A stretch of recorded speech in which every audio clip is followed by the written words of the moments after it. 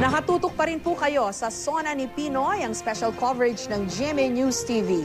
Kumuha muna tayo ng update mula sa Batasang Pambansa ngayong napaaga ang pagdating doon ni Pangulong Aquino.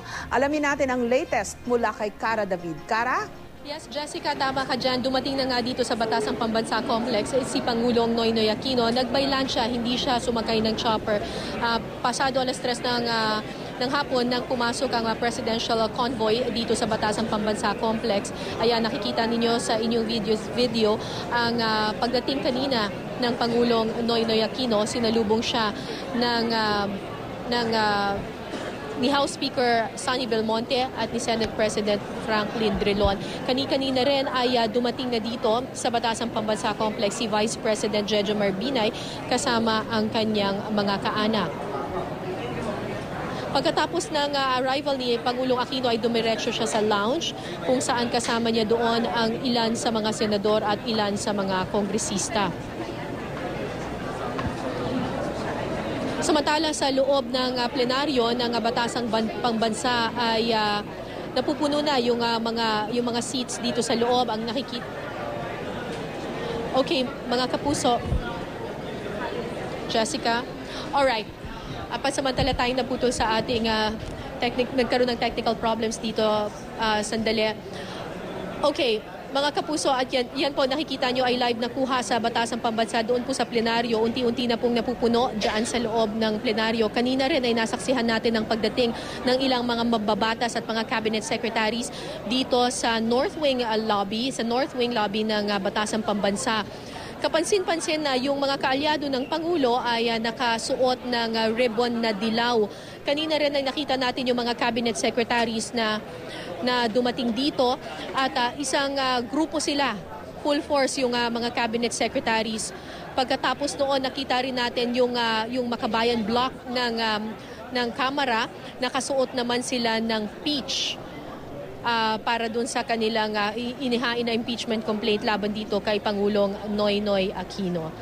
Inaantabayan na lang natin alas 4 ng hapon, formal na magbubukas at masisimulan ang joint session ng dalawang kongreso at inaantabayan na natin ang pagbibigay ni Pangulong Noynoy Aquino ng kanyang ikalimang State of the Nation address. Yan muna ang latest mula dito sa Batasang Pambansa. Balik sa iyo, Jessica. So, Cara, idinaan pa rin sa ribbon. Ganun ba? Yung mga colors medyo toned down. Wala yung mga naglalaban-laban na kulay. Pero may mga ribbons katulad ng yellow ribbons for the allies of the President or administration.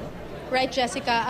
Kung titingnan mo yung kasuotan mismo, walang talagang all yellow na outfit dito sa mga nakita nating mga mambabatas or mga cabinet secretaries. Naka-Filipiniana attire, most of them are wearing white or beige.